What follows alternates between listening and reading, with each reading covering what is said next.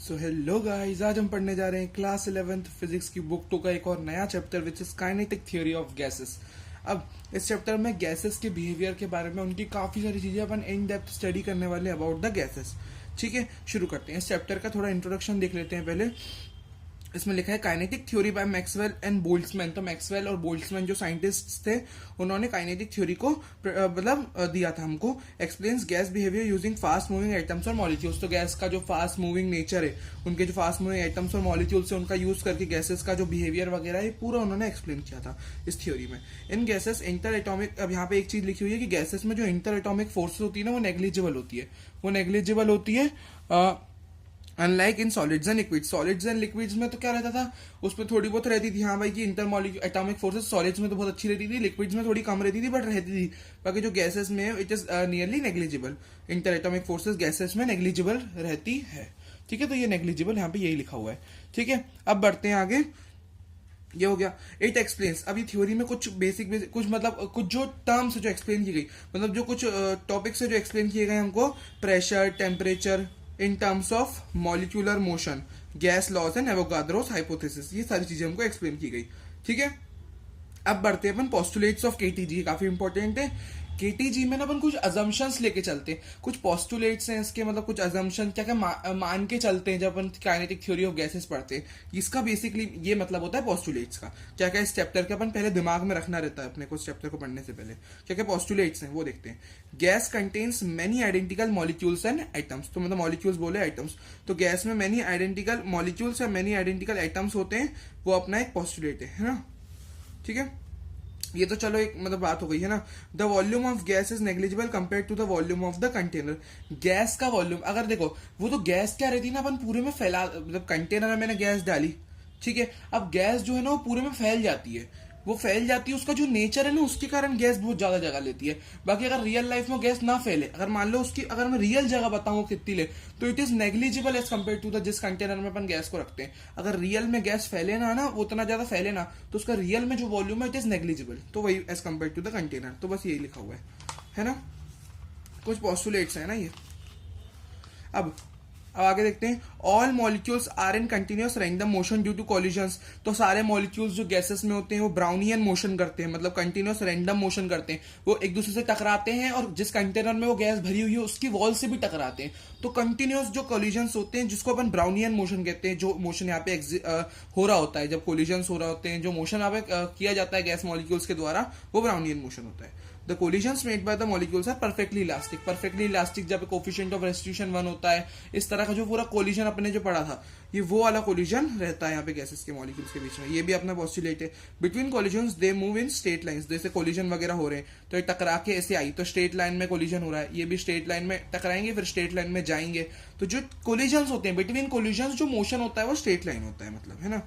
Effect of gravity on the motion of the molecules is negligible. जैसे मान लो ये molecule v velocity से आगे जा रहा है, तो ऐसा नहीं वो गिर जाएगा नीचे, वो आगे बढ़ता रहेगा, तो माना जाता है। देखो ये भी एक तरह की अजम्पशन है, तो ये पॉस्टुलेट्स है, मतलब कुछ कुछ चीजें मानी जाती है यहाँ पे। तो जो इफेक्ट ऑफ ग्रेविटी होता है ना मोशन ऑफ द मॉलिक्यूल्स, मतलब मॉलिक्यूल्स की मोशन पे ग्रेविटी का इफेक्ट नेग्लिजिबल करा जाता है। ठीक है, ग्रेविटी पे, मतलब ग्रेविटी का इफेक्ट ऐसा माना नहीं जाता, है ना।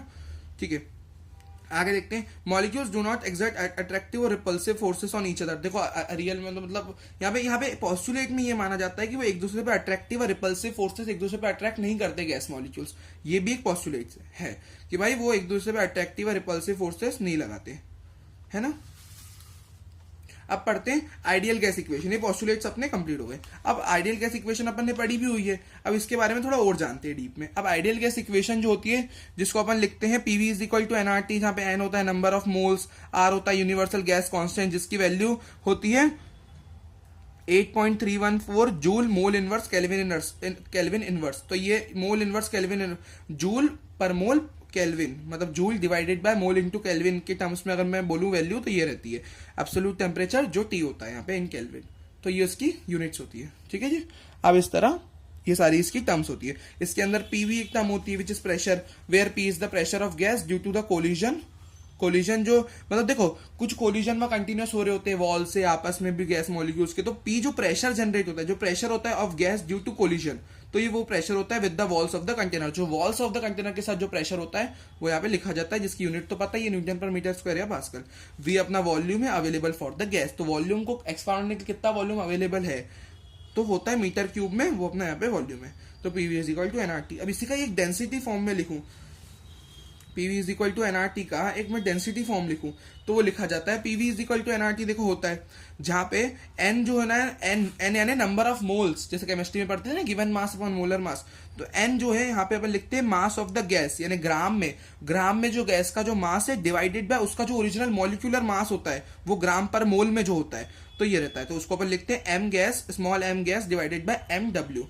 तो ये एक मतलब एन को लिखने का एक तरीका होता है और इसको अपन फॉर्मूले में पुट कर देते हैं। एन की जगह मैंने पुट करा और मैं वॉल्यूम को नीचे ले आया, है ना, तो एम बाई वी यानी डेंसिटी बन गई, तो rho R T by V M W, rho R T, है ना, क्योंकि एम बाई वी क्या हो जाएगा, रो हो जाएगा, मास बाय वॉल्यूम डेंसिटी होता है, R T divided by M W बचा क्योंकि वी तो चला गया डेंसिटी में, है ना, rho R T by M W हो गया, है ना।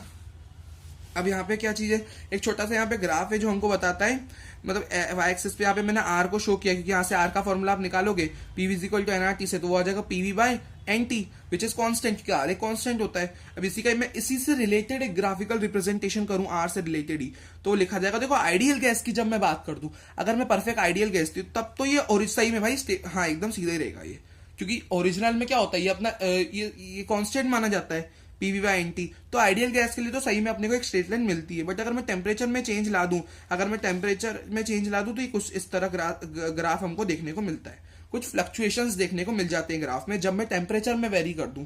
रियल गैस में मैं बात कर रहा हूँ, रियल गैस में जब मैं टेम्परेचर ला दूं, टेम्परेचर वाला फैक्टर, और रियल गैस में फिर वो स्ट्रेट लाइन नहीं रहती, वो हो जाती है इस तरह का ग्राफ। और यहाँ पे एक्स एक्सिस पे प्रेशर है एटीएम और यहाँ पे T1 बड़ा है T2 से, जो इधर ग्राफ है, ठीक है।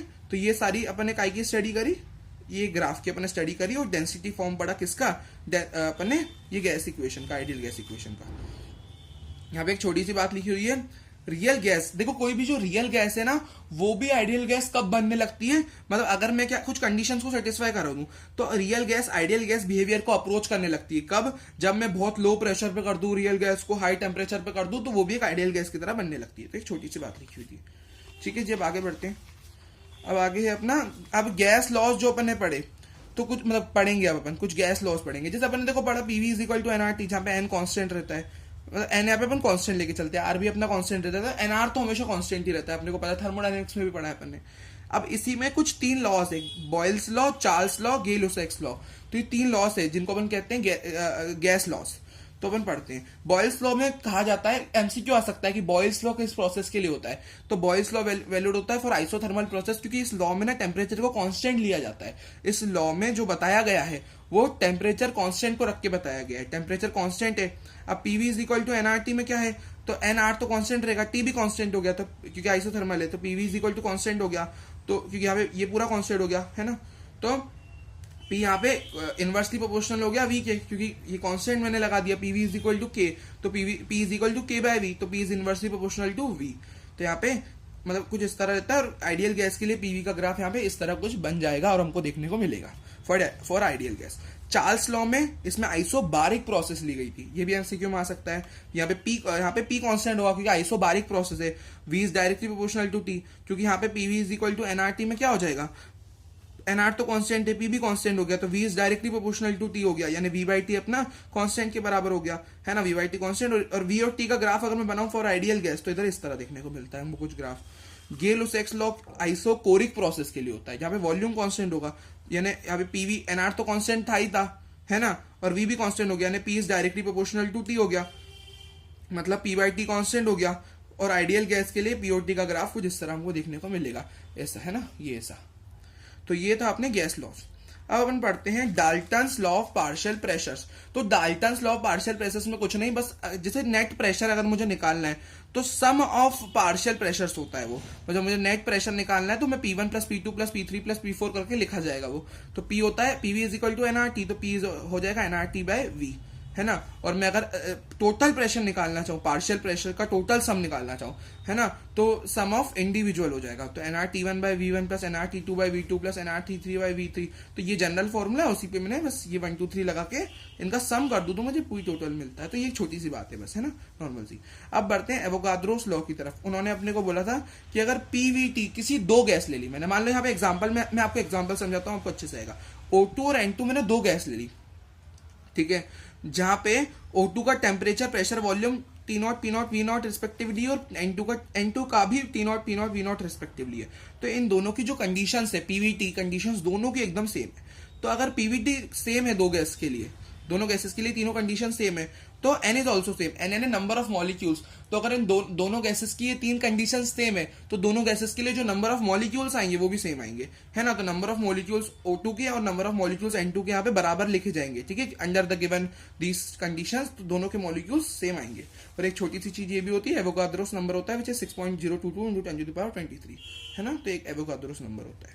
अब बढ़ते हैं आगे, विच इज प्रेशर ऑफ गैस। इसकी काफी बड़ी सी डेरिवेशन है, ड्यू टू रैपिड रिवीजन हमने यहाँ पे काफी सारे कुछ मतलब हमने यहाँ पे डेरिवेशन अपन ने कवर नहीं करी है ड्यू टू रैपिड रिवीजन, ठीक है। तो अब मैं आपको लेकिन कंसेप्ट बता देता हूँ सारे। तो प्रेशर ऑफ गैस में कंसेप्ट ये था कि जैसे मान लो एक 3D स्पेस है, 3D स्पेस में कोई गैस का मॉलिक्यूल मूव कर रहा है। मान लो गैस का मॉलिक्यूल यहां से स्टार्ट करके ये एक वॉल है, देखो एक तरह से समझ लो ये एक वॉल है जिसका एरिया L² है, ठीक है। अब इस पर टकराएगा ये मॉलिक्यूल Vx वेलोसिटी से जा, एक्स एक्सिस का मोशन में कंसीडर कर रहा हूं, ठीक है।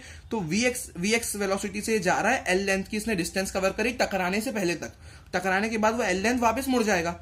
तो ये था पूरा का पूरा सिनेरियो। अब इस पूरे सिनेरियो में प्रेशर क्या इंपॉर्टेंट हुआ, तो प्रेशर लिखा जाएगा 1/3 रो V² RMS, V RMS का स्क्वायर, मतलब 1/3 रो V RMS का स्क्वायर। और P यानी pressure exerted by the gas, क्योंकि गैस मॉलिक्यूल दीवार ये जो वॉल है उसे टकराएगा जाके, तो कुछ ना कुछ प्रेशर एक्सर्ट किया जाएगा बाय द गैस। तो प्रेशर जो लिखा जाएगा वो लिखा जाएगा 1/3 रो V RMS का स्क्वायर। और V RMS का मतलब क्या होता है, मैं अगर आपको समझाऊं, V RMS का बेसिक मीनिंग जो रहता है, RMS वेलोसिटी होती क्या है, RMS का मतलब होता है रूट मीन स्क्वायर। तो V RMS लिखा जाएगा, मतलब R यानी रूट, M यानी मीन, S यानी स्क्वायर। तो मैं V RMS को अगर रिप्रेजेंट करना चाहूं तो रिप्रेजेंट कैसे होगी, सबसे पहले मैंने मान लो V का स्क्वायर कर दिया, देन उसका मीन करना है, मीन बोल लो, एवरेज बोल लो, तो कुछ इस तरह से डिनोट करते हैं, दोनों साइड एरो बना दूं मैं। तो स्क्वायर हो गया, मीन हो गया और रूट कर दिया पूरे का, तो ये हो गया रूट मीन स्क्वायर वेलोसिटी। और इसका मैं दोनों साइड स्क्वायर कर दूं तो इधर स्क्वायर आ जाएगा, इधर से रूट हट जाएगा, बाकी ऐसे कैसे रहेगा। अब पढ़ते हैं काइनेटिक इंटरप्रिटेशन ऑफ टेम्परेचर। अब अपन एनर्जी से रिलेटेड बातें करेंगे, है ना, एनर्जी से रिलेटेड, क्योंकि गैस मॉलिक्यूल है काफी। अब एनर्जी से रिलेटेड अपन चर्चा करते हैं, रिलेशंस ऑफ यू। तो यू अपना होता है इंटरनल एनर्जी, उसके काफी सारे फॉर्मुलेज है। अगेन मैं आपको सिर्फ फॉर्मुलेज बता रहा हूँ, डेरिवेशन यहाँ पे नहीं है, ठीक है। पीवी होता है 2/3 टाइम्स ऑफ यू, मतलब पी जो multiplication of pressure and volume बराबर होता है 2/3 टाइम्स ऑफ यू, यानी 2/3 टाइम्स ऑफ इंटरनल एनर्जी, है ना। यू का एक फॉर्मूला ये भी होता है 1/2 m गैस V²। तो एक तरह से काइनेटिक एनर्जी जैसा फॉर्मूला है थोड़ा। तो यू का फॉर्मूला एक ये भी होता है ना, जो इंटरनल एनर्जी होती है उसका फॉर्मूला एक ये भी होता है। 1 मोल के लिए मैं लिखना चाहूँ यू का फॉर्मूला, तो हो जाएगा 3/2 RT, क्योंकि यहाँ पे n नहीं लिखा जाएगा क्योंकि n तो 1 हो गया, क्योंकि अगर मैं जनरल लिखूँ ना तो यू लिखा जाएगा यहाँ पे 3/2 nRT। 3/2 nRT की जगह मैं 3/2 RT इसलिए लिख रहा हूँ क्योंकि n की वैल्यू 1 हो गई। 1 मोल के लिए ये हो जाएगी, n मोल के लिए ये हो जाएगी। This is for n mole, this is for 1 मोल, इसको आप कह सकते हो, है ना। तो मतलब 3/2 टाइम्स ऑफ nRT, यू अपना इंटरनल एनर्जी। और ये एक तरह से जो मैंने 3 लिख के रखा है ना कि 1 मोल के लिए, तो मैंने यहाँ पे 3 क्यों लगाया, क्योंकि मोनो एटॉमिक के लिए लिखा है, और मोनो एटॉमिक के लिए डिग्री ऑफ फ्रीडम 3 होती है, तो मैंने दोनों में 3 लिख के रखा है। ये भी होता है यू का फॉर्मूला, मतलब यू का फॉर्मूला मैं यू को ये भी लिख सकता हूँ मोनो एटॉमिक के लिए कि भाई 3/2 टाइम्स ऑफ केबीटी भी लिख सकता हूँ, है ना। तो यू का फॉर्मूला ये भी होता है, मैं केबीटी की टर्म्स में भी इसको लिख सकता हूँ। तो मैंने 3/2 एस लिखा और आरटी की जगह मैं केबीटी भी लिख सकता हूँ, है ना। तो ये भी एक मतलब फॉर्मूला होता है यू का कि भाई degree of freedom divided by 2 into KBT. तो डिग्री ऑफ फ्रीडम यहाँ पे 3 है, तो वो मैंने लिख दिया, यू का ही फॉर्मूला ये भी। अब अपन बढ़ते हैं डिग्रीज ऑफ फ्रीडम, जो मैं आपको बोल रहा हूँ ना कब से। अब वो मैं आपको सारी चीजें बताऊंगा, degrees of freedom, monoatomic, diatomic, सब गैसेस के बारे में बताऊंगा। डिग्री ऑफ फ्रीडम वो minimum number of independent ways होते हैं। देखो, degree of freedom is nothing but the number of independent ways, वो नंबर ऑफ तरीके जिससे एक मॉलिक्यूल पजेस करता है काइनेटिक एनर्जी को। तो कोई भी मॉलिक्यूल कितने तरीके से अपने अंदर काइनेटिक एनर्जी उत्पन्न करवा सकता है, कितने नंबर ऑफ वेज हैं ऐसे जिसमें कोई भी मॉलिक्यूल पजेस करता है काइनेटिक एनर्जी को। तो वो नंबर ऑफ वेज को, मतलब अब देखो मैंने क्या बोला, काइनेटिक एनर्जी मतलब जरूर मोशन आया होगा, तो किस तरह वो मॉलिक्यूल मोशन करे कि उसमें कितने तरीकों से काइनेटिक एनर्जी आ पाए, मतलब वो एक्स पे मोशन कर रहा है, वाई पे, जेड पे, या किस तरह का रोटेशनल मोशन कर रहा है, तो उन सारी चीजों से, क्योंकि मोशन है तो काइनेटिक एनर्जी किस किस तरह से, यानी किस किस तरह से मोशन होगा, वो नंबर ऑफ वेज होता है डिग्री ऑफ फ्रीडम। और वो जितने नंबर ऑफ मोशन होंगे उतनी नंबर ऑफ वेज होंगे जिनसे काइनेटिक एनर्जी उत्पन्न होगी, है ना। तो ये रहता है, क्योंकि भाई जितने नंबर ऑफ तरह से वो मोशन कर सकता है उतने ही तरह से उसमें काइनेटिक एनर्जी आ सकती है ना, बिकॉज मोशन से काइनेटिक एनर्जी आती है। अब मैं मोनो एटॉमिक गैस की बात करूं, मोनो एटॉमिक यानी जैसे अपना हो गया ना मोनो एटॉमिक गैस, जिसमें सिर्फ एक ही एटम हो, मतलब है ना, एक ही उसमें कंस्टिट्यूएंट हो अपना, है ना, एक मोनो एटॉमिक गैस। तो यहाँ पे क्या रहता है, मोनो एटॉमिक गैस के लिए 3 ट्रांसलेशनल डिग्रीज ऑफ फ्रीडम होती है। 3 ट्रांसलेशनल डिग्रीज ऑफ फ्रीडम यानी या तो वो एक्स पे चल ले सीधा, या वाई पे चल ले, या जेड पे चल ले, तो यह 3 तरीके से काइनेटिक एनर्जी आ सकती है at X, Y and Z axis.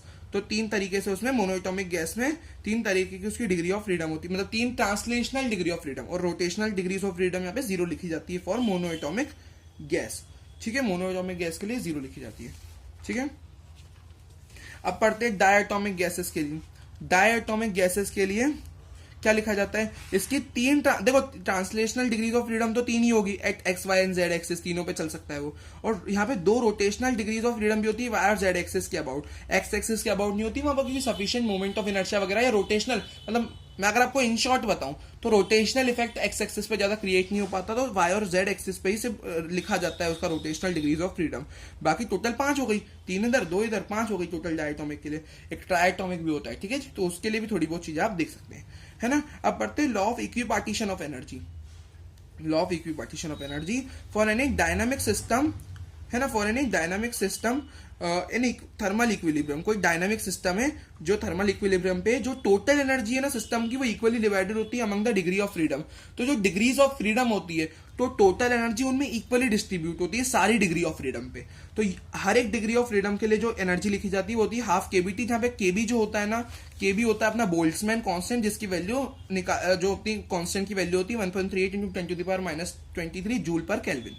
और केबी को आर बाय एनए भी लिखा जाता है, और आर होता है आर, यहाँ से हो जाए केबी इंटू एनए। और देखो अब मैं जनरल फॉर्मूले आपको लिखा देता हूं। यू अगर मैं 1 मॉलिक्यूल के लिए लिखना चाहूं तो वो हो जाएगा F/2 ऑफ केबीटी। जैसे नहीं मैंने यहाँ पे 3/2 ऑफ केबीटी लिख दिया था, तो किसका फॉर्मूला था, वो यू का फॉर्मूला था। यू का फॉर्मूला तो जनरल फॉर्मूला हो जाएगा 1 मॉलिक्यूल के लिए, यानी मॉलिक्यूल के लिए हो जाएगा F/2 केबीटी। और यहाँ पे मोनोएटॉमिक था तो 3/2 केबीटी होगी, उसकी डिग्री ऑफ फ्रीडम 3 होती है। एफ का मतलब है डिग्री ऑफ फ्रीडम है, ठीक है जी। तो 3/2 केबीटी भी मैं यू को लिख सकता हूँ फॉर, मतलब एक तरह से यू को ही मैंने लिखा है 3/2 केबीटी, है ना, ये यू है ना, ये है। तो एन मोल के लिए लिखना चाहूँ तो F/2 nRT लिखा जाता है। अगर मैं यू ऑफ मॉलिक्यूल लिखना चाहूँ फॉर मोनोएटॉमिक गैस तो सारे फॉर्मूले बस 3 रख दो, हर जगह 3 रख दो। तो मॉलिक्यूल के लिए लिखा जाएगा 3/2 केबीटी, 1 मोल के लिए लिखा जाएगा 3/2 RT, एन की जगह 1 आ जाएगा तो 3/2 RT आ जाएगा। एन मोल के लिए 3/2 nRT, डायटोमिक के लिए 3 की जगह बस 5 लगा दो, 5/2 times of KBT, 5/2 times of RT, 5/2 times of nRT for N mole, for 1 mole for molecule. तो ये सारी चीजें होती है अपनी यू अपने जनरल फॉर्मूले और एप्लीकेशन भी देख ली मोनो और डायटोमिक गैसेस पे, मोनोएटॉमिक और डायटोमिक गैसेस पे। ओके जी, आगे बढ़ते हैं, है ना। एक फॉर्मूला भी होता है जिससे अपन निकाल सकते हैं फॉर डिग्री ऑफ फ्रीडम कितनी होगी। मोनोएटॉमिक, डायटोमिक, ट्राइटोमिक तीनों के लिए अपन यूज कर सकते हैं। एन यानी डिग्री ऑफ फ्रीडम, ए यानी नंबर ऑफ पार्टिकल्स, यानी मोनो में 1 होगा, डायटोमिक में 2 होंगे, ट्राई में 3 पार्टिकल होंगे, और आर यानी नंबर ऑफ इंडिपेंडेंट रिलेशंस, यानी कितने बॉन्ड बन रहे हैं, कितनी, जैसे नहीं डायटोमिक में दोनों एटम्स के बीच में एक लाइन होती है तो वो एक रिलेशन हुई, है ना। तो ये उस तरह आर को अपन इस तरह निकाल सकते हैं। तो n = 3a - r, इससे n यानी डिग्री ऑफ फ्रीडम अपन निकाल सकते हैं। और एक छोटी सी बात लिखी हुई है, high temperature about 5000 kelvin temperature पे कोई भी जो डायटोमिक मॉलिक्यूल होता है ना, उसकी 2 एडिशनल डिग्री ऑफ फ्रीडम बढ़ जाती है ड्यू टू वाइब्रेशनल मोशन। तो वाइब्रेशनल मोशन ऐड हो जाता है किसी भी डायटोमिक मॉलिक्यूल में, तो 2 डिग्री ऑफ फ्रीडम उसकी बढ़ जाती है। तो पहले अपन ने देखा डायटोमिक के लिए टोटल डिग्री ऑफ फ्रीडम कितनी थी, 3 ट्रांसलेशनल, 2 रोटेशनल, 5 थी। अब 2 बढ़ जाएगी, 7 डिग्री ऑफ फ्रीडम हो जाएगी जब टेम्परेचर हाई कर दूं मैं डायटोमिक के लिए। तो ये था। अब सीपी एंड सीवी की कुछ रिलेशंस देख लेते हैं, है ना। अब जैसे मान लो अगर मैं molar specific heat at constant pressure CP होता है, molar specific heat at constant volume CV होता है, तो अगर मैं मोल के टर्म्स में बोलूं, मोलर स्पेसिफिक टर्म्स में बोलूं, क्योंकि मैंने सीपी बताया ना, सीपी और सीवी मोलर के टर्म्स में, मोलर स्पेसिफिक हीट्स है दोनों at constant pressure and volume respectively, तो CP and CP minus CV is equal to R लिखा जाएगा in terms of molar heat, molar specific heat, जहां पे सीपी और सीवी की यूनिट हो जाएगी joule divided by mole into kelvin. और अगर मैं ग्राम स्पेसिफिक हीट, जहां पे सीपी हो जाएगा gram specific heat at constant pressure और सीवी हो जाएगा gram specific heat at constant volume, तो सीपी माइनस सीवी लिखा जाएगा आर बाय एमडब्ल्यू, है ना, है ना, एमडब्ल्यू मैंने आपको बताया था। तो इस तरह अपन लिख सकते हैं सीपी एंड सीवी की कुछ रिलेशंस। अब कुछ जनरल फॉर्मूले देख लो सीपी और सीवी के, which relates degree of freedom, तो जिससे डिग्री ऑफ फ्रीडम भी है फॉर्मूले में। CV is equal to F by two R भी लिख सकते हैं, और यहाँ पे CP F by two plus one R होता है, और यहाँ पे गामा का फॉर्मूला वन, गामा क्या होता है, गैस कांस्टेंट होता है, जिसको अपन लिख सकते हैं one plus two by F, है ना। गामा मतलब गामा का ये फॉर्मूला होता है डिग्री ऑफ फ्रीडम के हिसाब से, और जनरल फॉर्मूला होता है सीपी बाय सीवी, है ना। तो जनरल फॉर्मूलाज हो गए, यहाँ पे मैं पुट कर सकता हूँ एफ की वैल्यू, मोनोएटॉमिक डायटोमिक लेके 3 5 जो मैं पुट करना चाहूँ यहाँ पे कर सकता हूँ, जनरल फॉर्मूले से सीपी सीवी और गामा के, और ये सीपी बाय सीवी ये भी होता है गामा का फॉर्मूला। और देखो मान लो अगर मैंने मान लो दो गैसेस के मिक्सचर्स बना लिए, अब उन दोनों गैसेस के मिक्सचर के लिए क्या सीपी लिखा जाएगा, मैंने दो गैसेस का मिक्सचर बना लिया, मिला दिया दो गैस को, तब जो सीपी ऑफ मिक्सचर लिखा जाएगा वो ये लिखा जाएगा N one CP one plus N two CP two by N one plus N two, जहां पे सीपी1 और सीपी2 दोनों गैसेस के सीपी हैं, मतलब एक का सीपी1 एक का सीपी2, एन1 और एन2 दोनों के नंबर ऑफ मोल्स है ना, दोनों गैसेस के, सीवी वही इस तरह लिखा जाएगा, वही बाकी वो जो जहाँ पे वो है N1 N2 CV1 और CV2 दोनों गैसेस के CV होंगे, N1 N2 दोनों के मोल्स होंगे। गामा का जनरल फॉर्मूला था CP बाय CV, तो CP of mixture by CV of mixture, तो N1 प्लस N2 तो कट जाएगा दोनों, अगर मैं दोनों का रेशियो ले लूँ CP और CV का इन फॉर्मूलोस का, तो N1 प्लस N2 कट जाएगा, और है ना, क्योंकि ये हो जाएगा ये वाला ऊपर चढ़ जाएगा, है ना, ये टर्म ऊपर लिखी जाए, मतलब ये टर्म ऊपर लिखी जाती, ये टर्म ऊपर लिखी जाती तो ये कट जाएगा, है ना। तो अब नीचे ऊपर आ जाएगा N1 CP1 plus N2 CP2 divided by N1 CV1 plus N2 CV2, तो ये होता है गामा ऑफ मिक्सचर। तो ये था अपना CP CV और गामा मिक्सचर के लिए। अब पढ़ते हैं आरएमएस वेलोसिटी को डीप में। अब देखो आरएमएस के कुछ फॉर्मूले मैं आपको जनरल डायरेक्ट बता देता हूँ, ठीक है, अगेन डेरिवेशन यहाँ पे नहीं है, विच इज एक आरएमएस का फॉर्मूला, वी आरएमएस का फॉर्मूला √3p बाय रो भी होता है, आरएमएस वी आरएमएस का फॉर्मूला √3RT बाय एमडब्ल्यू भी होता है ना। ये मतलब क्या क्या ये क्या है अपने आरएमएस, यानी रूट मीन स्क्वायर वाली जो हमने वेलोसिटी पढ़ी थी ना, उन्हीं के फॉर्मूले, है ना।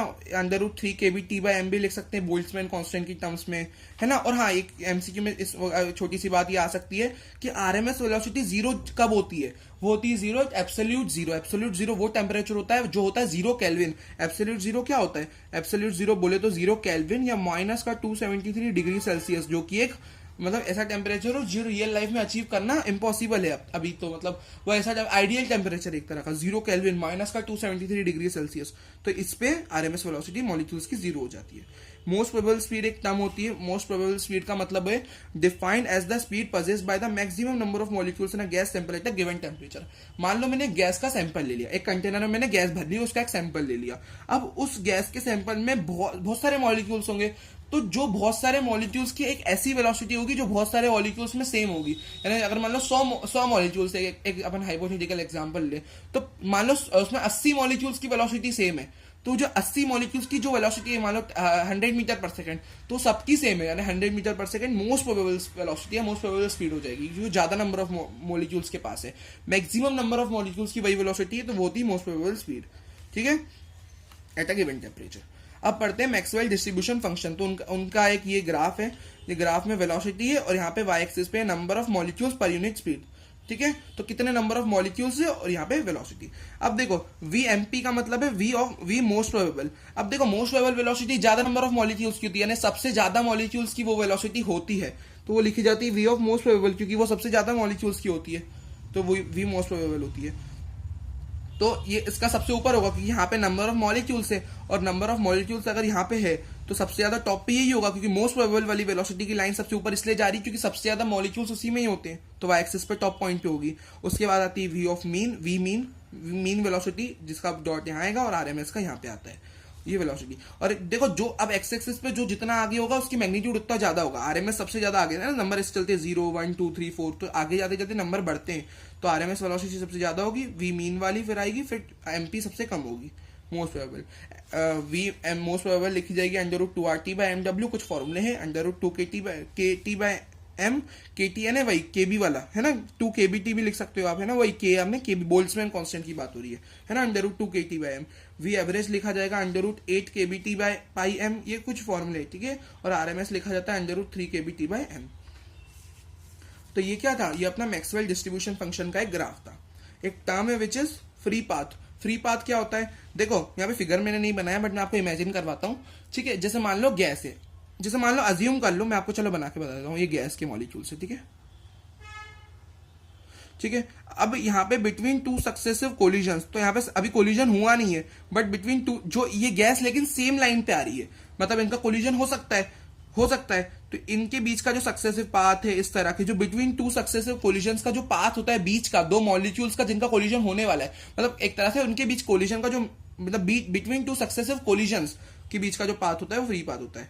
Between two successive collisions the path of a molecule is straight line path. दो सक्सेसिव कोलिजन के बीच में देखो मॉलिक्यूल का ऐसा स्ट्रेट लाइन पाथ है बिटवीन टू सक्सेसिव कोलिजन्स, है ना। तो the path of molecule straight line path with uniform velocity called free path. तो यही जो बिटवीन टू सक्सेसिव कोलिजन में जो मॉलिक्यूल का पाथ होता है, जहां पे मॉलिक्यूल की यूनिफॉर्म वेलोसिटी होती है, स्ट्रेट लाइन पाथ होता है, जिसी को अपन फ्री पाथ कहते हैं। अब इसी का जैसे मैंने फ्री पाथ को, अगर मैं मीन फ्री पाथ निकालना चाहूँ, इसका एवरेज निकालना चाहूँ, सारे फ्री पाथ का एवरेज निकालना चाहूँ, तो उसको लैम्डा बार से डिनोट करेंगे, which is sum of all observation upon total number of observation. जैसे मान लो यहाँ पे 6 मैंने लेट एग्जांपल ले लो, मैंने 6 कर लिए, 6 पाथ कर लिए एग्जांपल में, तो डिवाइडेड में number of observation which is 6, sum of observation upon total number of observation. क्या लिख सकते हो, total distance covered upon number of collision. 6 number of collision हुए होंगे जब भी 6 बार पाथ आया है, तो divided by number of collision, ऊपर होंगे डिस्टेंस कवर्ड, टोटल सबको जोड़ दूंगा तुम्हें, ये था। अब यहाँ पे लैम्डा बार के भी फॉर्मूले कुछ होते हैं, जैसे कि देखो अगर मान लो मैं एक मॉलिक्यूल को सिर्फ कंसिडरेशन में ले रहा हूँ और सारे मॉलिक्यूल को रेस्ट पे मान के चल रहा हूँ, तब जो मैं कंसिडर करूंगा लैम्डा बार को, वो लिखा जाएगा 1/n/1/n πd², जब अपन अदर मॉलिक्यूल्स को रेस्ट पे मान के चलेंगे, ज्यादातर मॉलिक्यूल्स को। और अगर मान लो मैंने कंसिडर कर लिया अदर मॉलिक्यूल्स के मोशन को, when we consider the motion of all the molecules, all the gas molecules, तो वहां पे रिलेटिव वेलोसिटी रूट, मतलब ये मतलब वेलोसिटी भी मतलब आ जाएगी यहाँ पे, तो यहाँ पे लैम्डा बार लिखा जाएगा 1/√2n πd²। तो यहाँ पे लैम्डा बार का फॉर्मूला चेंज होगा थोड़ा। तो ये था अपना पूरा KTG which is kinetic theory of gases. तो ये पूरा चैप्टर का अपन ने रैपिड रिवीजन कर लिया। सो इसी के साथ चैप्टर हो जाएगा complete. So thank you for watching this video, please do like share and subscribe the channel. Bye bye.